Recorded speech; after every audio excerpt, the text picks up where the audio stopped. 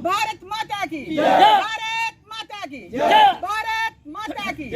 PO जकर पूजी front जिंदाबाद, पीओ जकर पूजी फ्रंट जिंदाबाद, पीओ जकर पूजी फ्रंट जिंदाबाद। दवाई दो हम अपना हक मांगते हैं। असेंबली की 24 सीटें हमारी जायदाद का, हमारी कुश्ती का 3 लाख असेंबली की 24 सीटें हमारी। ज़मीन नहीं है, रहने की जगह नहीं है, वो गुजारा कैसे कर रहा है, किसी को जो है इसके लिए कोई ज्ञान नहीं है। ये बात जो जिनको हम वोट दे रहे हैं इन्होंने वहाँ पहुँचानी है।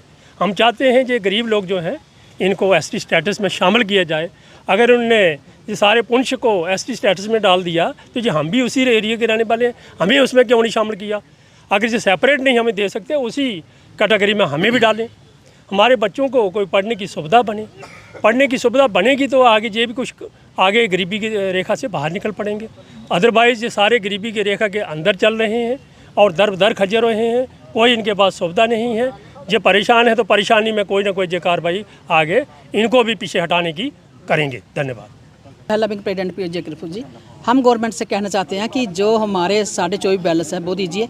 हमारे पास नॉन कैंपर फौजी हैं जो लोग, उनको ज़मीन मिलनी चाहिए और साथ में जो फाइलें रुकी हैं तहसीलों में वो पास होनी चाहिए। और हम कहना चाहते हैं कि जो हमारे गरीब लोग हैं उनको जल्दी से जल्दी ज़मीन दी जाए, पैसा दिया जाए। हम भी घर बैठे, हमको क्या पड़ा रोड में आना, 24 के हर महीने में आते हैं। तो गवर्नमेंट सुननी चाहिए। अब 3-4 बार तो हमने समर्थन दे दिया इसको बीजेपी को, तो सोचना चाहिए कि अगर पीओ जके इनके साथ है तो इनका आगे जगह हो रही है। और पीओ जके नहीं इनके साथ होगा तो क्या होगा। ज़मीन हमारी पाकिस्तान में, हम इधर बैठे हैं तो खाना कहाँ कैसे खाना हमने कहाँ से हमारे को आई थी। इतना महंगा राशन ले नहीं पाएंगे, हमारे गरीब लोग कहाँ से लेंगे।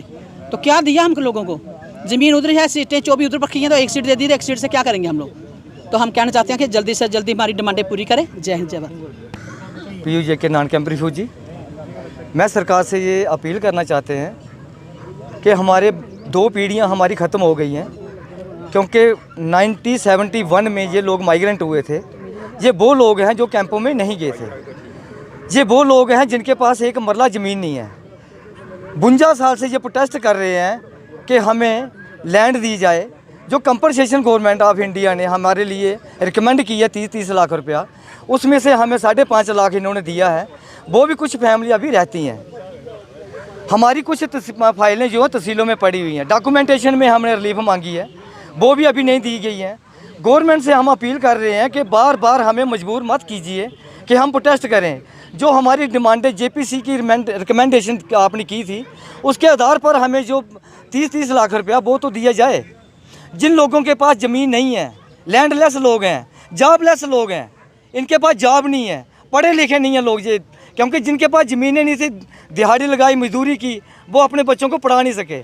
जो किराए पे रहते हैं, कस्टोडियन के मकानों में रहते हैं, वो किराया नहीं दे पा रहे हैं। हम सरकार से, सेंट्रल गवर्नमेंट से, स्टेट गवर्नमेंट से बार बार हर महीने हम अपील कर रहे हैं, लेकिन गवर्नमेंट हमारी सुन नहीं रही है। क्यों? क्योंकि हम हिंदुस्तानी हैं। इसीलिए शिमला एग्रीमेंट के तहत आपने हमारी ज़मीनें पाकिस्तान को दे। हम हिंदुस्तानी हैं, JNK के हैं, हम इसी रियासत के बशिंदे हैं। आपकी मेन डिमांड क्या है? मेन डिमांड यही है कि जो लैंडलेस लोग हैं उनको ज़मीनें दी जाएं। जो हमारी पेंडिंग अमाउंट है 24.5 लाख, वो दिया जाए। जो हम चाहते हैं कि हमारे बच्चों को रिजर्वेशन दी जाए स्कूलों में, कॉलेजों में, यूनिवर्सिटी में, जॉब में। जय हिंद जय भारत।